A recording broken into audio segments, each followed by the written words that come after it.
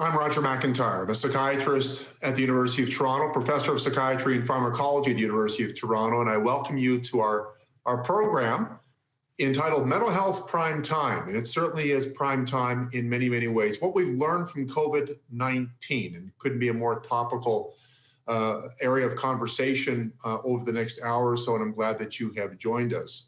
I first of all want to recognize the support of Synovian in preparing and helping us put this together and provide this platform for knowledge exchange. In a few moments, I'm going to be also having a conversation of sorts with each of my colleagues that are presented here in sequence. Dr. Singh, Manpreet Singh from Stanford University, psychiatrist. Dr. Culpepper from Moss University, a family physician. Dr.Meyer, Dr.Meyer from the California Department of State Hospitals, the University of California, and also Tammy LeBlanc-Russo, a nurse practitioner for the Center for Solutions. I'm looking forward to inviting them on with me in just a moment, not just for a conversation on COVID-19, but for many different perspectives of this situation. Before I bring them on, I just want to really, if I can, cover a couple of areas here that I think really, for me at least, provide some of the framework for thinking about COVID-19 from the point of view of mental health. I see the topic of risk, what I call the rule of 1%, and resiliency. Risk, 1%, resiliency is what I would like to speak to. This truly is a triple threat. It's a public health crisis, but it's also an economic crisis as well as a mental health crisis. And unlike any event of history, this is a truly global event affecting not just the high-income countries like the United States and Canada, but also some of the low and middle-income countries. And along with this triple threat, and I think what emanates and surrounds this triple threat is malignant uncertainty.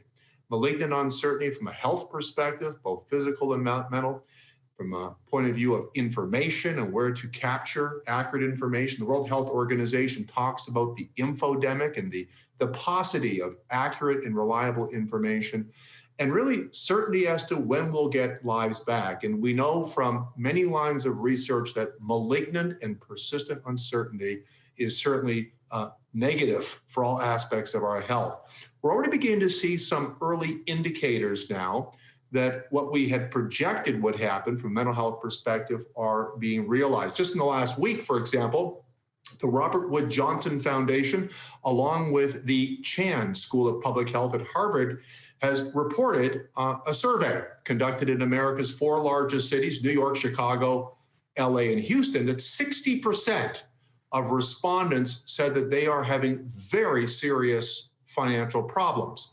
This leads to not only economic insecurity and food insecurity and possibly housing insecurity, but also in fact creates a dilemma for people with respect to, again, certainty going forward. You probably all heard that about 4 weeks ago, the Centers for Disease Control and Prevention reported that 25% of people between the ages of 18 and 24 report very serious thoughts of suicide. And what can be more concerning, especially on the cusp of yesterday, which was the World Health Organization's Suicide Prevention Day globally. Let's move, if we can, into some survey data, whether it's epidemiologic data captured in general population surveys or clinical data that aims to look at not just measures of distress, but also levels of distress that would be in keeping with a mental disorder. What we're seeing around the world is an increase in very common conditions like major depression, anxiety disorders, post-traumatic stress, and substance use disorders, to name a few. What we're also seeing are projections of increases in suicide, and that segues into something I'll come back to in a moment. So taken together, this is a risk that we just simply have not seen from a global scale the way we are seeing now. And I think for the foreseeable future, we're going to be saying a lot about resiliency. In other words, from an individual perspective, from a societal perspective, how can we augment the resiliency of our population to decrease the risk, yeah, of course, of contracting a virus, but also contracting mental illness? In other words, to have the unfortunate reality of a declared mental illness and or increase in suicidality. we're beginning to learn a bit about this. For example, we just completed a survey with the Oxford School, the Blavatsky School in the UK, that looked at 17 variables of government stringency. Stringency meaning to what degree did the government shut things down to flatten curves and to stop the spread of the virus, that had the unintended consequence of economic disruption, not just on the demand, but also the supply chain of the economy. What we found was interesting. Those governments around the world that acted the fastest and shut down their economy with the most aggression actually had the lowest rates of depression, the lowest rates of anxiety. And that's interesting because we've also just observed in a survey we did in Poland and China that those countries that mandate the use of masks report lower rates of distress in the general population, both from the depression and from anxiety and a PTSD perspective. So there's aspects around public health interventions that can in some ways bring resiliency. We've also learned from the Great Recession that when the government provides economic support in the form of wage subsidy, protect the small business, which I call the vaccine of mental health, as well as job retraining, that can reduce rates of distress or pathological levels of distress and perhaps also suicide. So we're learning that not just during this pandemic, but Toronto was the city most affected outside of Asia during the SARS situation back in 2003. And these are some of the lessons we learned back then as well. But it's not just about social and government, we're learning about individual resiliencies. For example, before this pandemic, we had a very serious epidemic called loneliness right across the lifespan, especially amplified in younger and older populations. And one of the replicated findings in our research looking at the mental health consequences of COVID is that those individuals with greater social connectedness appear to be more resilient. In fact, what we have found is that women, people of low economic strata, people who report high levels of economic disengagement and loneliness are more prone to experiencing depression and anxiety. So these are areas that are now emerging around the world, regardless of the GDP of the country. This is a result of a survey that we did where we looked at the implications of using different types of media. And I'll just leave you with the bottom line, portion control. And when we think portion control, we usually think about food and alcohol, but portion control also means news media and social media. We found, in fact, people who spend more time on social media report significantly higher levels of depression and anxiety, probably in part because of overexposure to the so-called infodemic, misinformation and disinformation that both the UN and the World Health Organization has identified as a very, very serious problem. The 1% rule. What is the 1% rule? Well, we've projected out from this current economic crisis what was also observed during the Great Recession and to some extent during the Asian financial crisis of the late 90s. That is, for every 1% increase in unemployment, there's a commensurate 1% increase in suicide in the adult. What's interesting is that in the United States, within about 4 weeks after the situation started, almost 15 years of job creation was destroyed. We're certainly very happy to see some of the statistics going in a more favorable direction recently, and we certainly hope that it continues to go in that direction. Durkheim, the father of sociology, was the one who, in fact, made it very clear to us in his writings back in the late 1800s that work and serves as a marker of social integration. And we know that when people, in fact, are working, they are, on average, rating themselves as more socially integrating and having more economic security. And these factors, among others, are probably contributing to the distress. Now, this is suicide in the adult. We also know that children are especially at risk during COVID.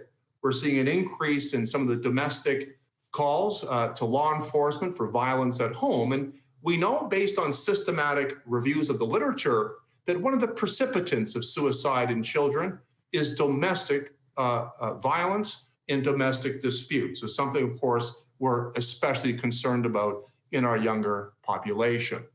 Now, preventing suicide is possible. And I think that against this background of incredible trauma around the world, again, the triple threat as I described it, there's an opportunity. And historically, access and availability to mental health services has been woeful for as long as anyone can remember. And now with the virtualization that has really accelerated in the last 6 months in ways that would have been unthinkable before COVID, that may create an opportunity for not just access and availability, but perhaps more integrated care for people who have serious and persistent mental illness. And perhaps we'll say more about that. This slide is speaking to a result that was published from a pharmacy benefits manager called Express Scripts, wherein we're beginning to see an increase in the prescription of psychiatric medications broadly. This survey looked at medications for depression and anxiety and for sleep. No surprise, they are going up. It's an interesting academic question and clinically relevant whether psychiatric medications work as well, better, or not as well during times of COVID. That'll be a very interesting way to begin thinking about treatments against this incredible background that people are faced with. One takeaway and final message I'll leave you with before we invite Dr. Manpreet Singh to join me is that I think we have to look at this from the point of view of plurality. Indeed, we know that the full population is dealing with an incredible risk, but the resiliency is not equal across the general population for a variety of social and psychological and economic and other reasons. For example, we're hearing that people who are indigent or poor are more prone to psychiatric difficulties during this time. Our patients who already have mental illness are more at risk, and we've recently reported on that in Asia. Frontline workers clearly are at greater risk, and we should not forget about the demographic of women and racial groups. Oxfam reporting that women, especially women of minority, are especially at risk during this time. So we approach this with a view that we're interested in identifying risk. We want to augment resiliency. We certainly want to prove the 1% rule wrong. And towards these aims, we're hoping that the virtualization of what's happening with healthcare broadly, and certainly in mental health, can provide an opportunity for all of us. So with that, I'd like to, in fact, now switch gears to a good friend and colleague, Dr. Manpreet Singh. I'm going to invite Manpreet to join me now on the screen. And hello, Manpreet. Hello, Roger. Welcome. Thank you very much. It's great to be here. Manpreet, you bring up a perspective which I think people are going to be very interested in, and that's from the early in life perspective, not just because you're still early in life, but you see people who are early in life. You see a lot of children. How's the mental health of kids manifesting during COVID-19? Well, it's complicated, Roger, and you've done a great job kind of setting the stage for the impact broadly, but let's spend a few minutes talking about kids, because at the center of the pandemic is the virus itself. Now, we know that symptoms appear to be relatively mild in most kids, but they can still occur, and respiratory difficulties and fever can still predominate, and illness and hospitalization can certainly have an impact, not just on health, but on sleep and the quality of interactions that kids are able to have if they do get sick. Isolation and shielding also result in sedentary behaviors and food consumption, which are likely to impact weight in kids and consequently health and sleep over time. Kids can also experience unnatural increased levels of stress given the widespread changes in the family situations, health concerns, and uncertainty, as you mentioned, about the future. And these too can result in significant difficulties with sleep. We have to also keep in mind that as schools across the nation closed to stop the spread of the 2019 coronavirus disease, millions of kids are obliged to remain at home. And during this time, it's never been more important for parents to consider the child's need for structure, education, exercise, social contact, appropriate leisure time and rest, and calm and rational explanations about the situation. Hard to do if you're a parent and experiencing your own levels of uncertainty, wouldn't you think? Well, I think so. You've touched on quite a few things there, Manpreet. Let's talk about the school. What do we know about children in school versus children at home? What are some of the factors to consider? And look, I think just to call a spade, we appreciate that there's a political radioactivity around a lot of this, but we'll put the politics aside. What does the science tell us around this topic of kids being in school versus not in school? Yeah, well, I mean, certainly the at the root of it is the potential concern for spread, and because kids are carefully re-entering schools, the infrastructure, not just to prevent the propagation of COVID among school age students and teachers, but to also implement strategies to test and screen for contact tracings and things like that have to be put in place. And those infrastructures are still developing in this country. And we know from other nations that have done reasonable school entries that those resources and infrastructures are critical to prevent the spread of disease. And so for most folks and school systems that are struggling to build those infrastructures, distance learning has become the norm rather than the exception. And that in it itself has some implications.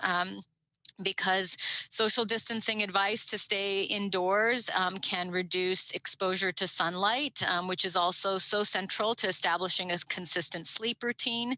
You also end up having exposure to blue light, extended periods of time of exposure to blue light with more time using technology, which can especially be problematic in the pre-sleep period and disrupt melatonin production. So we're in a really important catch-22 when it comes to the science and the evolving science of this issue and the impact of it on brain development, on learning, on all sorts of potential issues that are, I think, at the root of what we need to address and systematically study.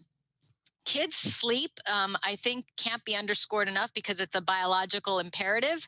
And yet, a lot of kids who are in the distance learning mode aren't getting the kind of sleep that they would normally get if they went to school. And so because of that disruption in sleep wake cycles, some of the kids that come into my clinic say, I used to have a commute to school for a half hour, an hour. I had a preparation period before I actually had to get to school and start learning. And now I roll out of bed 5 minutes before class and get on a screen. So you can imagine there are a number of factors that contribute to what might be evolving understanding of not just vulnerabilities to sleep disruption, but broader concerns about how that impacts vulnerabilities and risk to depression and anxiety and other psychiatric conditions. And those risk factors, say, for example, if they're already present for youth, they're simply exacerbated by this situation. So an appreciation of the fundamentals of how we keep kids regulated from the perspective of sleep and routines is critical for our resilience and for our children's resilience, which I hope we have an opportunity to also touch on. Well, sage advice. And Manpreet, let's keep going with this issue about sleep. And I know you have expertise in bipolar disorder, and I'm already starting to think about the implications of what that has for our patients with not just bipolar disorder, but that jumps to mind right away, given what you and I do for a living. How has the telepsychiatry, how has it affected your practice with respect to seeing kids and seeing families? Roger, at the first outset of the pandemic, there seemed to be a honeymoon period. It was like kids were super happy that they were out of school, party time. There was a relaxation a little bit from the normal stresses that occur from being in a school setting. Yeah. And so probably for the first month or so in my practice in child and adolescent psychiatry and a specialty practice in pediatric onset mood disorders, a lot of the kids that I saw were doing just fine. My check-ins with them seemed to suggest a relative stability and a reduction in symptoms. Even the anxiety around the uncertainty of this had seemed to calm. Maybe there were more connections with family members that were very positive and encouraged the pro-sociality that kids didn't get, the connections that they didn't get with their parents who were at work and they were at school. So something happened during that first month that seemed like a honeymoon period. And then after that, when the pandemic continued, there seemed to be, a gradual increase in stress, anxiety, exacerbation of mood symptoms. Suicide risk increased. It seemed like more kids were contemplating and also engaging in self-injury.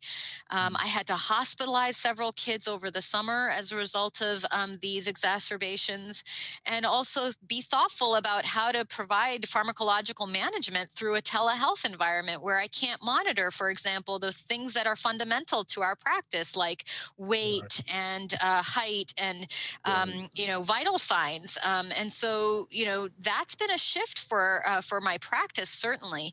My hope is that as we kind of get our legs under us to be able to do this well, we can continue to, practice the things that we know work for kids, and reinforce some of those principles in our practice, but also leverage the home environment more.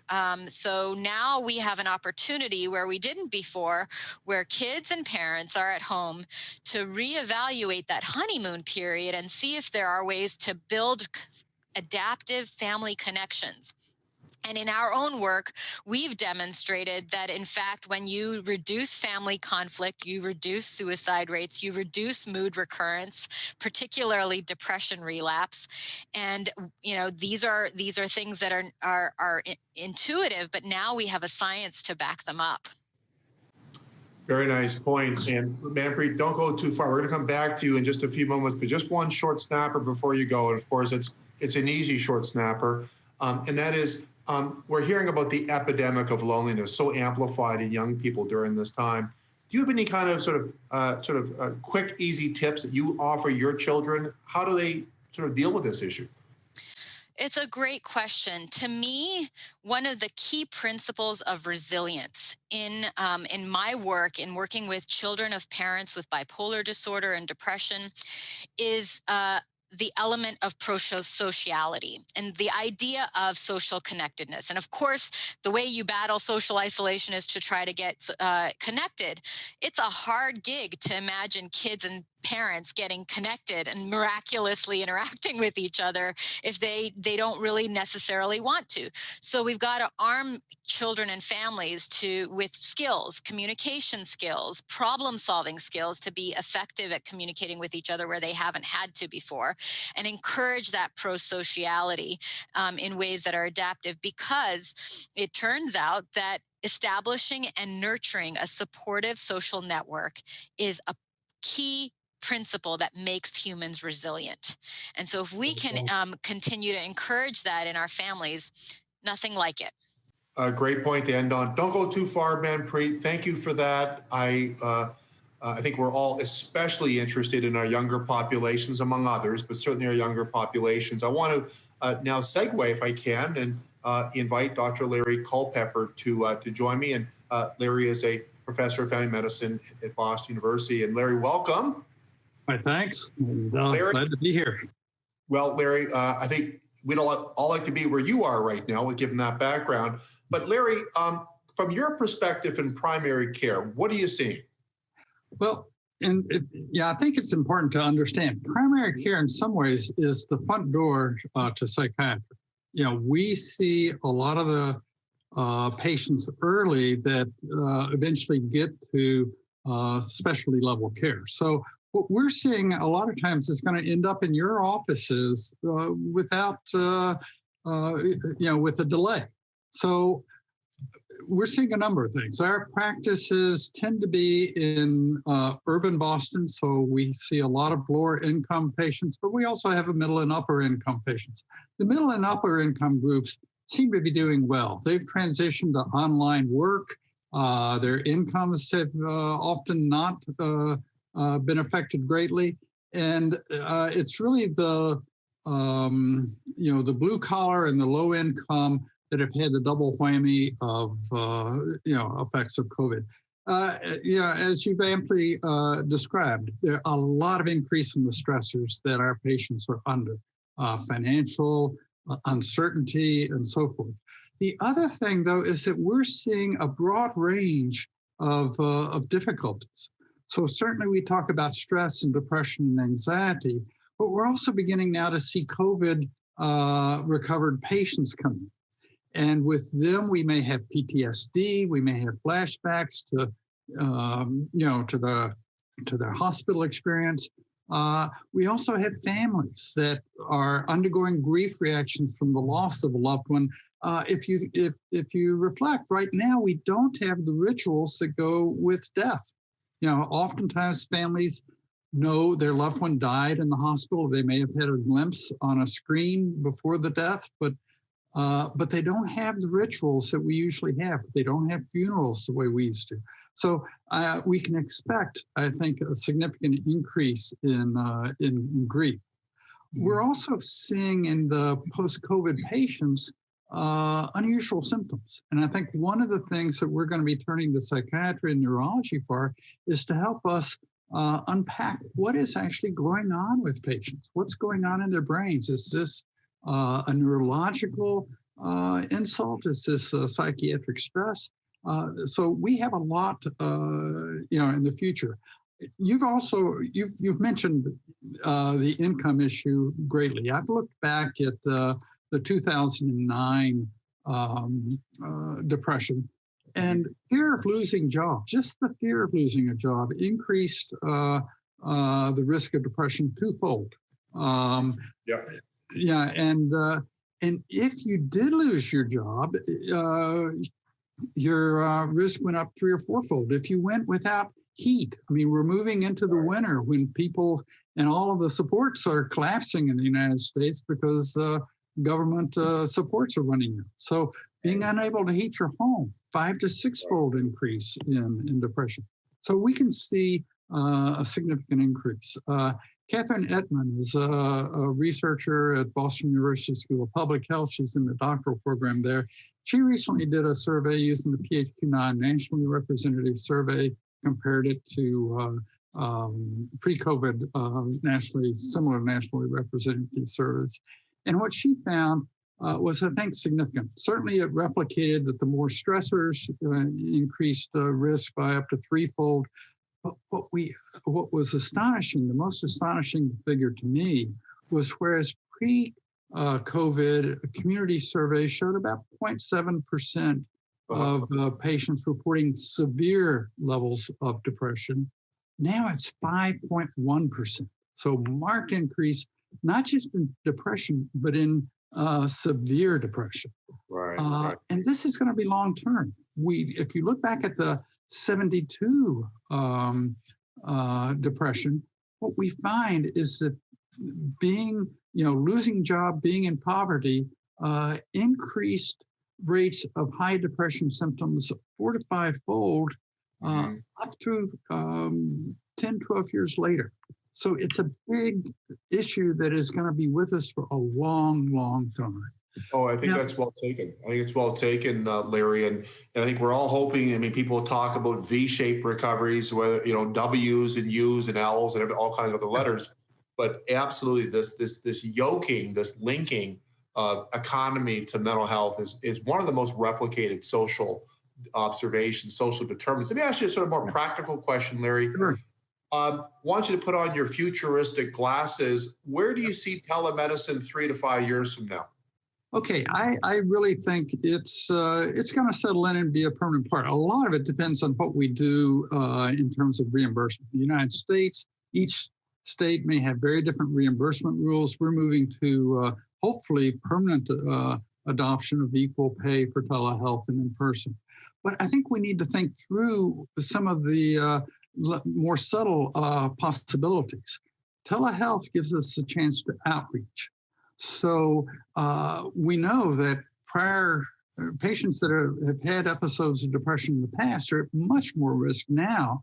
So we need to be outreaching those. They may be disappearing into their homes and be isolated. So outreach may be very useful. We need to think about telehealth involving staff. So social support is useful. We can have drop-in sessions that are educational, particularly around community health centers, community mental health centers. We know that behavioral activation by telehealth is effective, and lay telehealth behavioral activation is effective. But even more effective than that is telehealth problem-solving counseling. So helping patients think through and come up with practical approaches to problem solving. Screening is going to be critical. We need to screen not just for depression, but as appropriate, mania, substance abuse, PTSD. There are a lot of conditions that we can outreach to find. Patients that are depressed tend to deactivate. So behavioral activation is effective, and exercise, getting off the couch, getting out of in front of the TV may be useful. Thinking about community resources. We often know about community resources that our patients don't know about. So reaching out to them, understanding referral options for patients with various problems can be very helpful to our patients. So mobilizing community resources can be key. A couple of other things is just highlight that, just the issue of time, because we're running out of time here. And I was brought on this program for one reason only, to give us a stick to stay on time. So I'm trying to do my job here. So okay. In terms of just sort of one more factor around this area that you were top of screen, I couldn't agree more, but maybe one more takeaway message on that. Think about guns in the home. We're moving into suicidality in the United States. Depending on your state, guns may be one of the most highest risks for, particularly adolescents and young adults. So think about guns and do appropriate screening and counseling.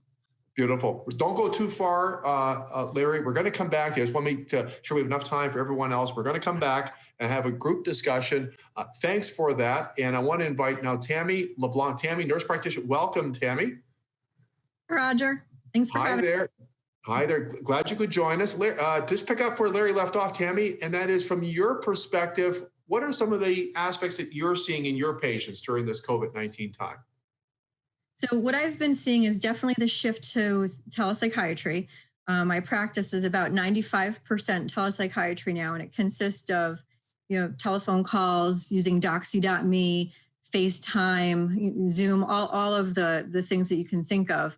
I'm trying to use that to my advantage and being able to see inside somebody's home when I'm on a call with them.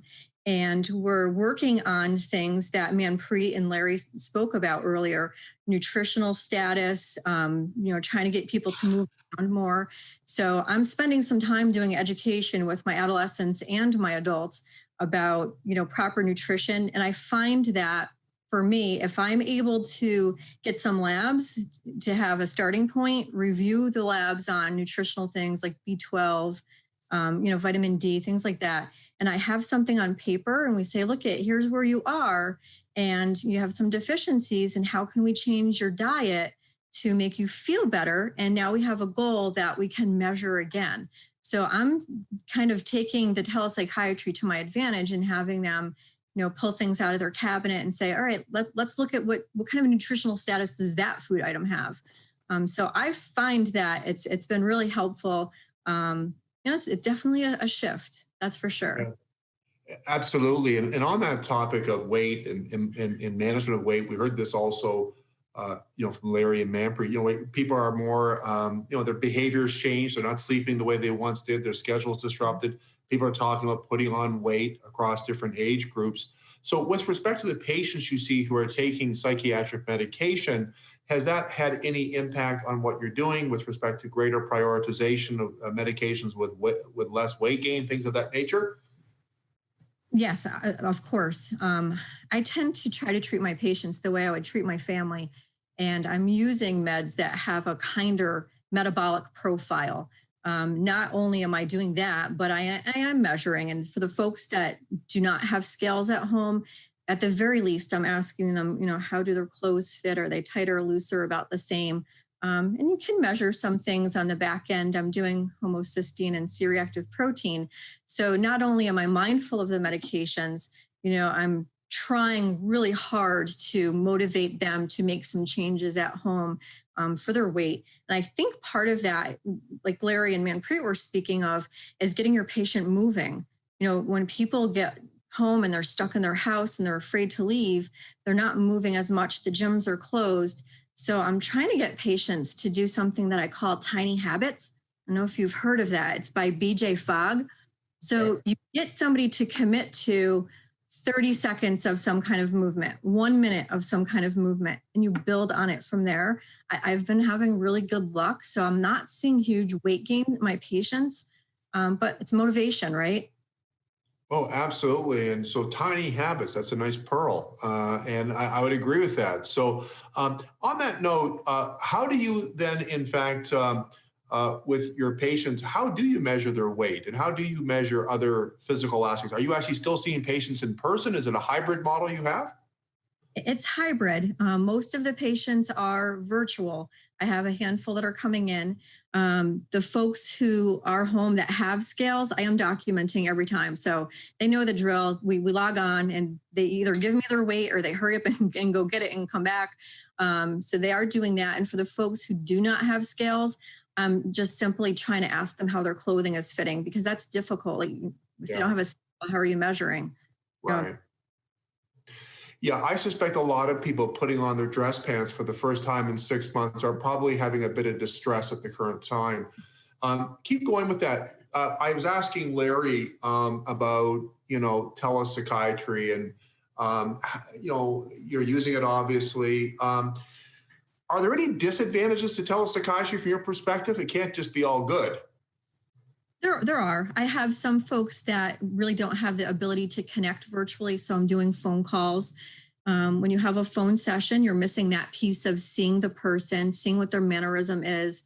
Do they seem fidgety? Do they seem, lackadaisical? Like, what's that perspective? So that does make it more difficult. Or you have the folks who are able to connect and their connectivity is poor.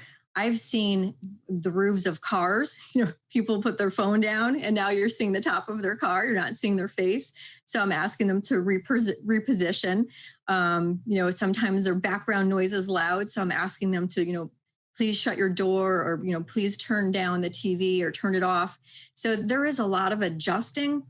I feel like after the first visit or so, it's been smoother. However, I do miss seeing people, physically in person, and people are missing that. They're asking, when they can come back in, and we're just trying to play it safe. So we're following the guidelines, and I'm in upstate New York, and when we feel like it's easy to have people come in and manage them that way, I certainly will be eager to get that moving. And for you, where you're located in your jurisdiction, are there any incentives or disincentives, or both, in fact, to continue with telepsychiatry? Well, yeah, there are. With a lot of our payers, we're able to have 100% reimbursement, and the co-pays are being covered by the insurance companies. So I'm not having patients cancel because they can't afford their copay. That's being covered. So that's beneficial for myself and the patient. It's not causing a burden in that way. Right. Tammy, thanks for your perspectives. That's fantastic. Really appreciate it. Don't go too far. We're going to bring us all together for a more roundtable virtual conversation in a moment. So thank you. This is an opportunity for me now to introduce friend and colleague Dr.Meyer. Jonathan, welcome. Hey, Roger. Hi there. Glad you could join us, and nice to see you. Jonathan, you see a variety of patients, but certainly we're very familiar with your expertise in people with serious mental illness. And how has this time affected people with serious mental illness, such as schizophrenia? Well, there are some things which are unique to that population and some things which are common to the entire discussion we've had. I think the part which is in common is that this is a population which already has a very high rate of persistent depressive symptoms. If you look at longitudinal studies of schizophrenia patients, followed over 12 years in Germany, 40% had persistent moderate or severe depression. So that's only going to be exacerbated by the current situation, partly because also they are suffering from isolation. So I think it's very important that you try to screen very carefully to see how people are doing using the best methods you can. We think phone is better than nothing. Obviously, tele is better than phone. And then maybe at some point, if we're very lucky, you'll see people face to face. But try to do the best you can and also maybe alter your model. You know, the traditional model of seeing a schizophrenia patient has been, we'll see in 4 weeks, 6 weeks, 8 weeks, but perhaps now during this period of crisis and uncertainty, brief and more frequent visits may be a better way to go. And we've strongly encouraged providers to do this as much as possible. Maybe 15 minutes every 2 weeks is a much better way to go than that 30-minute med check in a month. It allows you to keep tabs on what's going on. And most importantly, if you start to detect that they have depressive symptoms, treat them. You know, antidepressants are very safe in patients with schizophrenia. Obviously, be mindful of drug-drug interactions. I have to put on my little psychopharmacology hat there. Be mindful of drug-drug interactions. I often will go to sertraline as my default. It's generic, Okay. readily available, minimal drug-drug interactions. I can give you as much as I want. You know, there's some concerns with citalopram and escitalopram about QT prolongation. Why worry about that? Why have to send somebody someplace to take EKG? They don't want to leave their house anyhow. If you have somebody with a bipolar diathesis, that's a different story. People with schizoaffective bipolar type, that may mean a different type of consideration because they may not tolerate or respond to traditional antidepressants. You may then have to consider, do I want to switch these individuals antipsychotic to one which may also have an indication for bipolar depression? And there are a couple of options out there. So those are some things which are both the same and somewhat unique. I think the more unique aspect is how the issue of disconnectedness plays out. As much as I like psychopharm, it's just the foundation for treating schizophrenia patients. They need rehabilitative services. And there's a wonderful article, it's only 2 pages in the September issue of Psychiatric Services from Judith Cook, who's at University of Illinois, Chicago, just talking about you have to reintegrate these people back into their groups, back into their peer support, back into all those things which they used to do when they went out and came to the clinic, came to the clubhouse, or whatever. It has been challenging. As we know, for a lot of people with severe mental illness, they have difficulties negotiating technology. Look, a lot of people do. Yeah, it's not just them, but even more so. They may not have access readily to a laptop.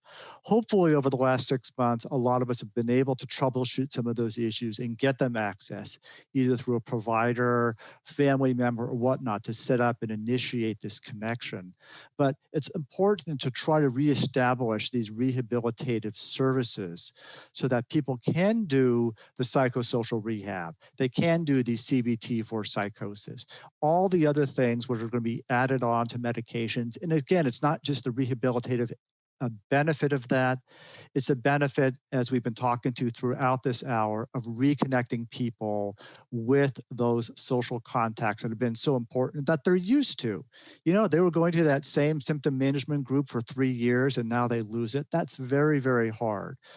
And it's important that I think we recognize that, yes, I want to make sure you're getting your medications. I want to keep tabs on your psychiatric symptoms, psychosis, mood, whatever, but also the other parts of what we do in order to treat people with schizophrenia to give them really the best chance of riding this out, knowing that it may be prolonged in many parts of the country. And we may just not be able to have groups the way we used to, at least for the time being. Mm-hmm. You had mentioned sertraline, John, with respect to depression. I wasn't sure, were you referring to schizophrenia? Is that, or is that your treatment of choice for bipolar disorder as well, for the depression? Is that what you were getting at? I was speaking more for schizophrenia patients because they're often on a number of medications. I'm worried about drug-drug interactions. So I go to that as my default choice for the schizophrenia patient who does not have a history of mania. So just schizophrenia, not schizoaffective bipolar. As I alluded to, and you and I have had this discussion extensively, even when bipolar spectrum patients are mood stabilized, bipolar 1 or schizoaffective bipolar in particular, they often either do not achieve a robust or sustained response to traditional antidepressants, or we destabilize them. And so the idea that, well, because they're on lithium or divalproex, I can therefore give them a traditional SSRI, SNRI, it's something to really think twice about, because there is a risk of destabilization. You know, if the world were different and this was January, I'd say, well, in some instances, we could maybe accept that risk, but that's not acceptable these days. You know, the idea that I could destabilize somebody, maybe send them to the hospital, you have to think twice. And I think it's really important when you have the bipolar spectrum patient, again, the bipolar 1 and schizoaffective in particular, you think of traditional antidepressants really as the drugs of a last resort. We just don't have the ability to manage people the way we did previously. And if folks have exacerbations, it's a really different situation. It presents a whole different types of stresses, not only for the individual themselves, but also all those around them. We have to try to manage this, maybe get the person to the hospital. It can be really, really a very difficult situation for all involved. Agreed very much. Jonathan, you know, in August of our American Journal of Psychiatry, a report came out that really, I think, caught a lot of people's attention. One being that looks like antipsychotics are the most frequently prescribed drugs in bipolar disorder, a significant change over the last 2 decades. And so with that observation, of course, there are cardinal treatments as you describe as foundation in schizophrenia. How do you assess for movement disorders or TD in this virtual world?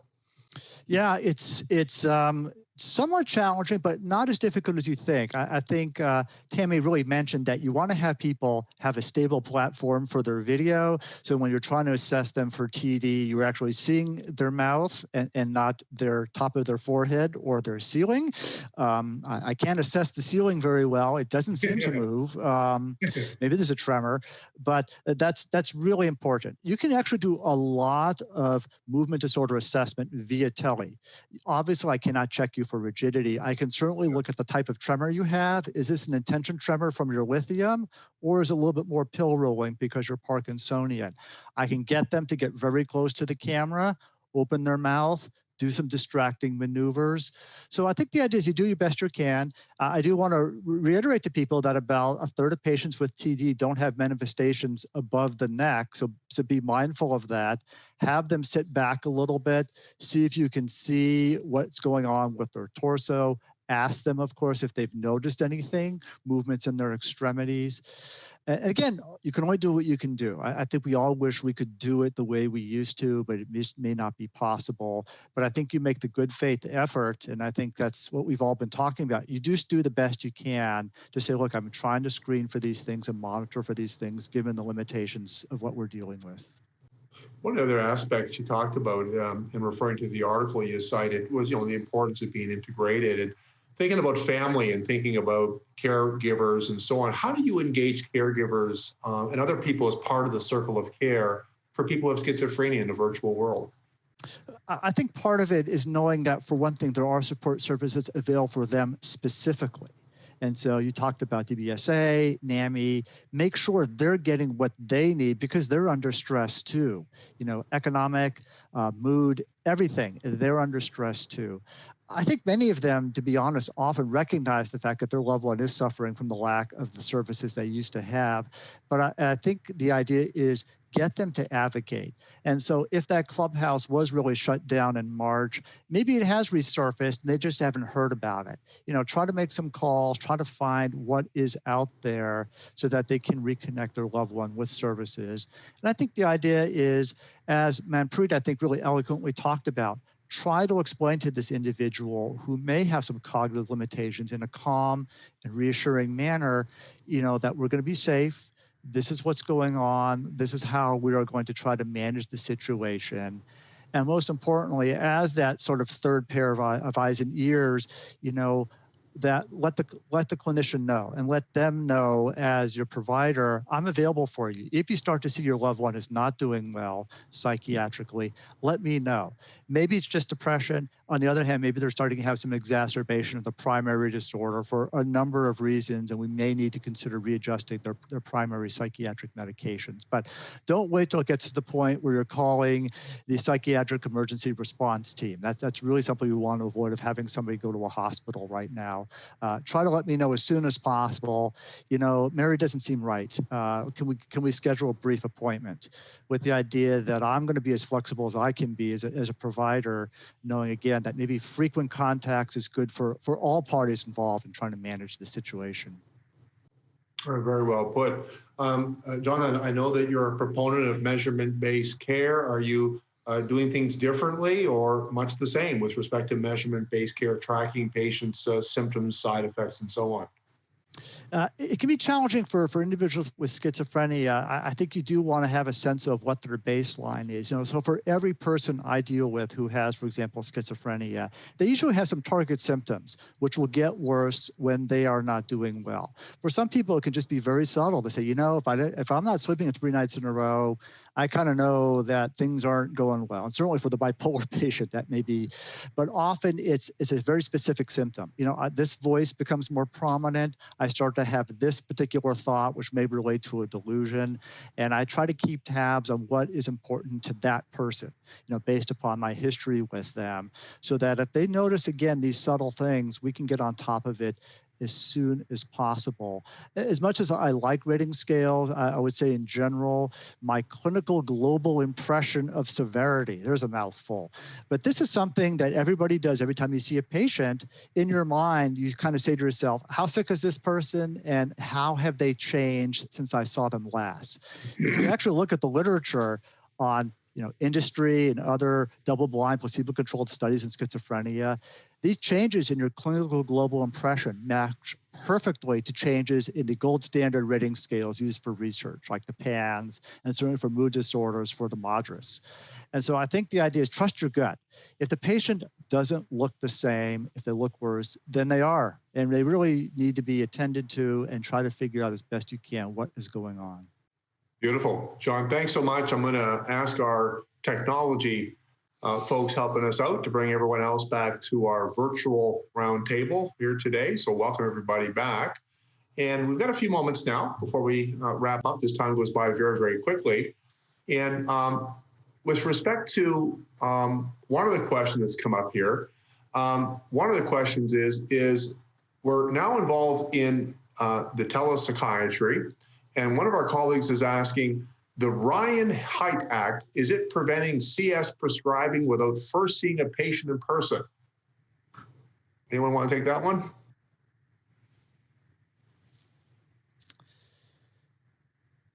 Well, it certainly hasn't been a real barrier. I think, we have seen new patients. We're coming up to the start of school.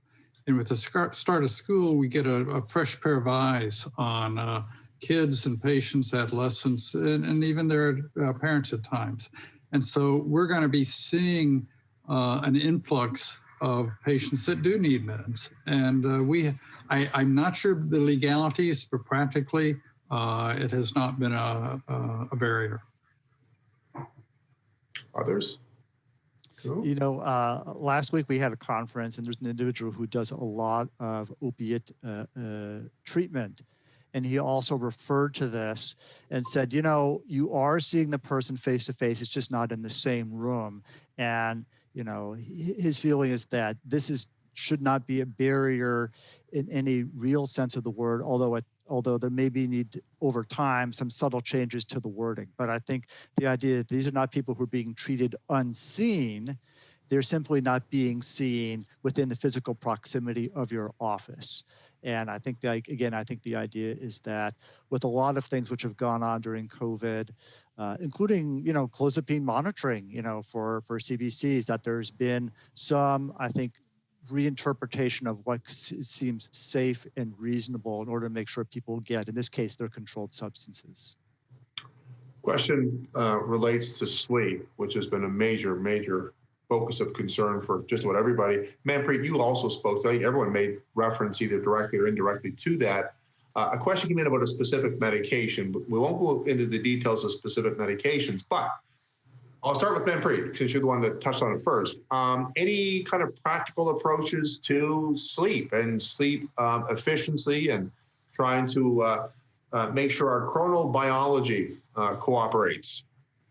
Yeah, it alludes to the point you made earlier, Roger, that we need to set some boundaries around our exposure to screens and try to simulate the best we can the routine, natural cycles that our bodies are used to and accustomed to. And that might mean, cutting off screen time and exposure at a certain time, a fixed time every day and every evening, and avoiding caffeine, and doing the basics of sleep, good sleep hygiene, getting up in the morning at a consistent time, and getting ready as if you were to leave the home, even if you're not, just to provide yourself with that, again, day-to-day routine. I think you can't underscore the biological benefits of a stable routine, particularly in times of uncertainty. So I would reiterate those preventive strategies at the very outset before moving into more aggressive strategies, which often are necessary when folks are already experiencing pretty significant depression and anxiety. Those illnesses in and of themselves disrupt sleep. So compound that with the pandemic, you've got a major sleep problem on your hands. And so thinking about adjunctive aids to help, again, facilitate regulation could be something to consider and discuss with patients. Beautiful. We only have a few minutes left, and I want to make sure we at least have an opportunity to speak to this topic about healthcare provider well-being. And maybe, Tammy, I'll start with you, but others can certainly chime in. What are some recommendations for healthcare providers so they can, in fact, reduce their risk and boost their resiliency so they can be there not just for their patients and their families, but also be there for themselves? Any thoughts or comments about that? Yeah, absolutely. I think one, definitely having a good sleep-wake cycle, like Manpreet was mentioning, but two, providers, I don't know, we're afraid to ask for help. So when we have meetings, like I know we're still having Nurse Practitioner Association meetings virtually, there needs to be a time to just chat without having a specific topic and say, hey, how are you guys doing in your area? What's going on? And just provide that person-to-person support for each other. Keeping your hours restricted to a certain time frame. I know I have colleagues that are leaving their office and they're still continuing to do work well into the evening, so they're not having downtime. And part of their excuse for doing that is, well, what else are we going to do? I'm like, there's enjoyable things to do, like there's spend time with your family. Like sometimes you have to remind people of it's okay to shut off and it's okay not to be there for 15 hours a day for somebody else. You have to have time to take care of yourself mentally and physically and discuss what that could look like. Absolutely. Very, very good thoughts. Any other thoughts my colleagues have on that very important issue?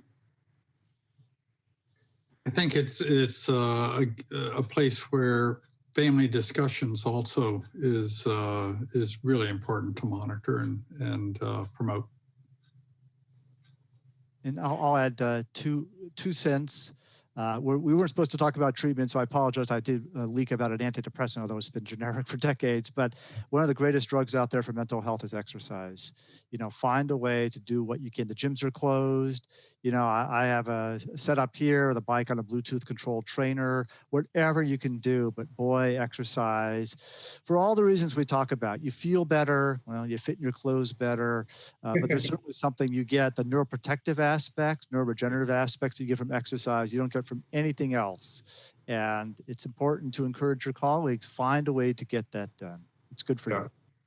I agree, John. It's a very nice point to end on. I often ask the pop quiz, what's the vaccine for mental health problems? It is one. It's called exercise. And I couldn't agree more. We published a paper just last month in the American Journal. We surveyed healthcare providers in China, frontline nurses, physicians, and also people who weren't frontline, very high rates of what we would expect, and we've already discussed, of depression and anxiety. 60% said that they really, really wanted to speak to somebody to receive some guidance on this very topic as to how they can boost their resiliency. So that's why I wanted to end on this topic, which is I think an extremely important topic.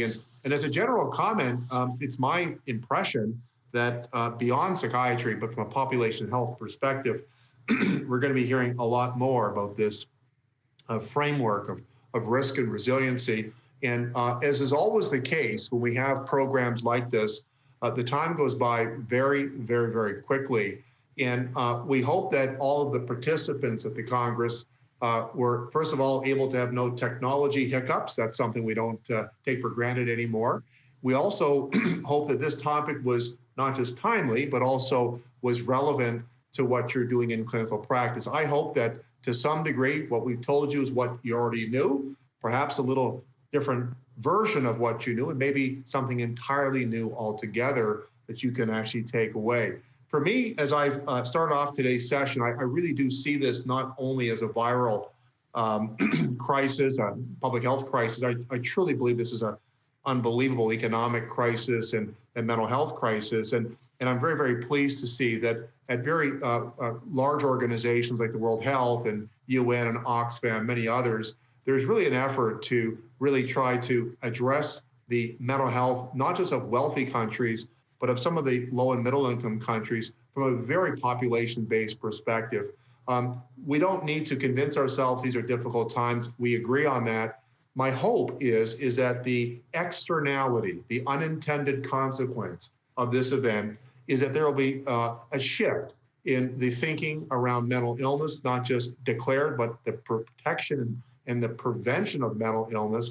And hopefully that's followed up with what we desperately need in psychiatry, and that is coherent, comprehensive, accessible, high-quality healthcare systems, and maybe virtual will be more of our friend going forward. So I want to thank my colleagues for joining me on this virtual platform today and providing their insights and perspectives. So thanks to all of you. We thank Synovian for sponsoring, and obviously we thank all the folks behind this infrastructure that make it all look very seamless and all very easy. And we thank that the U.S. Congress folks who've provided obviously the larger framework for this meeting. With that, I'm going to bring this meeting to a close, and I thank you all very much.